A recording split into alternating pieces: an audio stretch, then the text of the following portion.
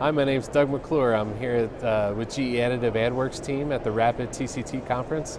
Really got a question here from the University of Pittsburgh racing team about the effect surface finish has on designing fluid flow passages.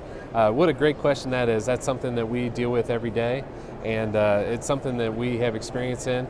We like to start with as-built surface as much as possible and only clean it up when necessary. So that'll really help you out with cost savings.